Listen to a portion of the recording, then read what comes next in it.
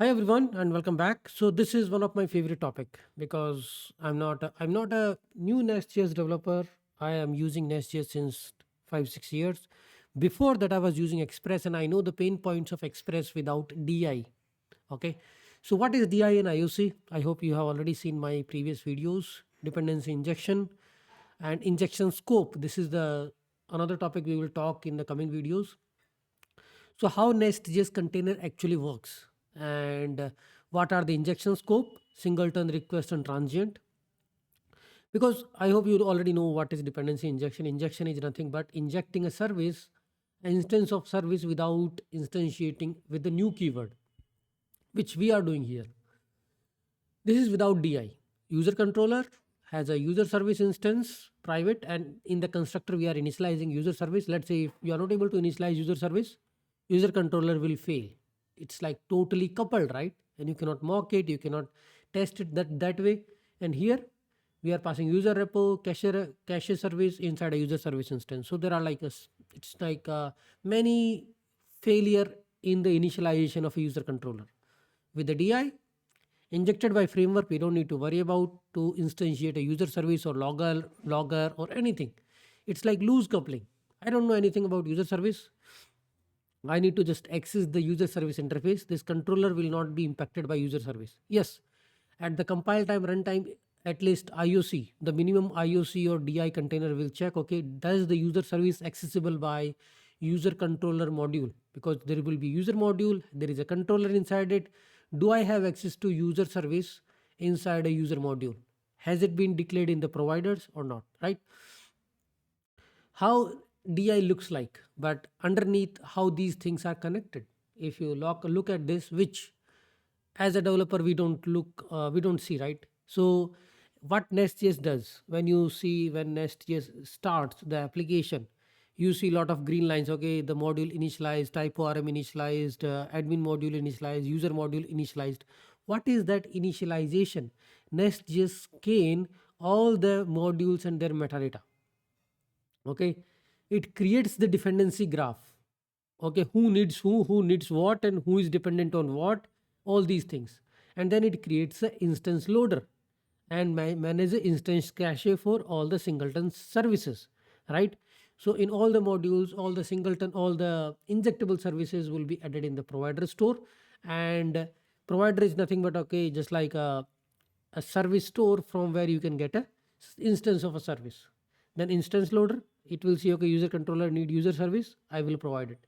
So that providing the instance of user service inside a user controller is the NestJS internal DI container thing. But at the runtime, when we start the application, NestJS will make sure that, okay, user service, or maybe let's say a blog service, is accessible by user module inside a user controller or user service or not, right? It won't throw a runtime error, okay, when you are accessing the route, okay, user service is not reachable.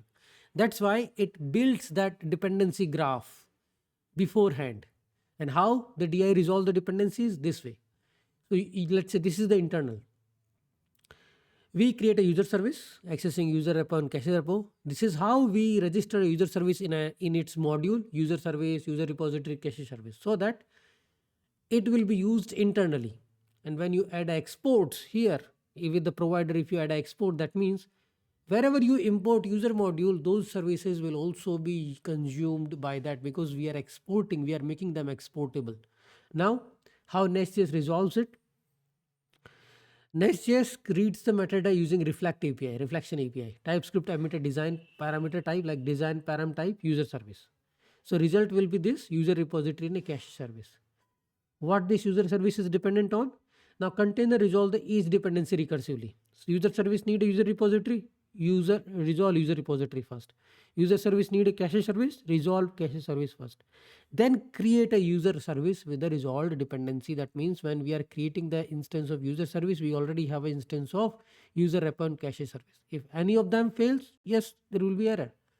So this is like a DI container. This is where we are registering the services and the instances. Register, set, resolve. This is how we are resolving the service dependency in another service or another controller. Instance has a token because every provider is registered with a token and the provider, token and the provider. So if from the dependency, if it is able to resolve, that means you got the instance. So get a constructor dependency via reflection. So I will get, okay, the dependency of a user controller is a cache service and a user service. Now recursively resolve the dependencies. If they are resolved, we will just check we will set the instance to singleton and return the instance. So now provider type and all we will talk in the coming set of videos. But let's say uh, in a simple NestJS project, which I let me try to show you, so you can correlate things and don't think I'm just talking in air. This is a user service, right? How we are registering that in the module is a simple way, is provide a task service. That's it. So I know that task module has a task service, but this is not the only way to register a service inside a module. Once it is registered, I don't think I'm using this in the user service, but here, let's say if I want to use the task module inside a user module, then I can just say task module, right? And task module is exporting this task service. So I can inject the instance of a task service inside here. I can just say private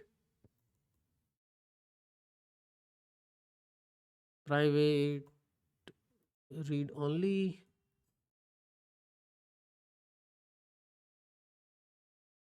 Let's put a comma there and here.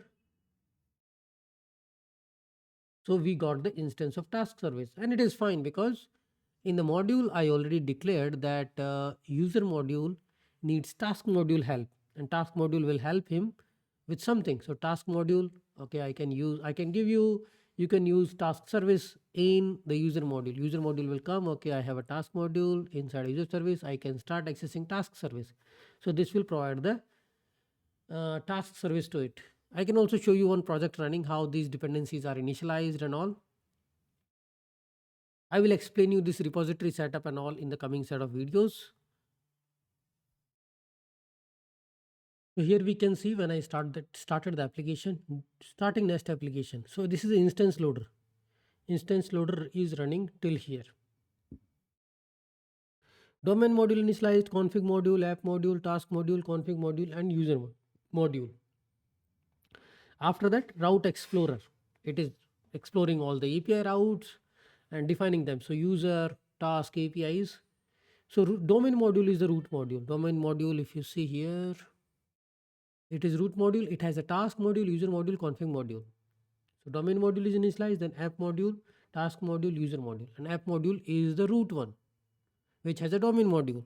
So it's like a hierarchy of the modules is app module, domain module, task module, user module, and inside domain module we have a config module. So these are all different ways in which the DI works. We have already seen the dependency graph and all. I mean, NestJS provided dev tools. That is the paid version. I cannot show you the dependency visualized graph. So this is the most common way of in adding a dependency, right? Providers and a service. And this is exactly same as when you say provide user service, use class user service. So sometimes if you are wondering that what this is exactly same as this. Sometimes you see the syntax like this in the providers of the modules. Provide user service and use the class name for the user service is this. Here also it is saying the same thing. I am providing user service from the user service class. Okay, this is implicit, this is explicit. So these both the syntax are same. There are multiple ways of declaring the providers. This is first use case is called standard provider use class. Second thing is the value provider. I mean, it's not only that you inject the service instance, you can inject a API key, API token, or any token thing, right? So like this is the secret. You wanted to inject this inside a services. So you can actually create provide API key and the values this. So this is the use value provider. When you want to inject the static value or the configuration inside a controller, inside other services.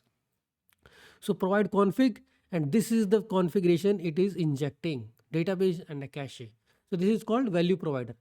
We will come with the examples. Okay, what is a static provider, standard provider, where we are just putting a default standard way. Even when you create an SJS application, this is what you get. But this is same as provide and use class. This is called use class provider. Then value provider. You can also inject a value with the particular static key, right? And this is how you will use it.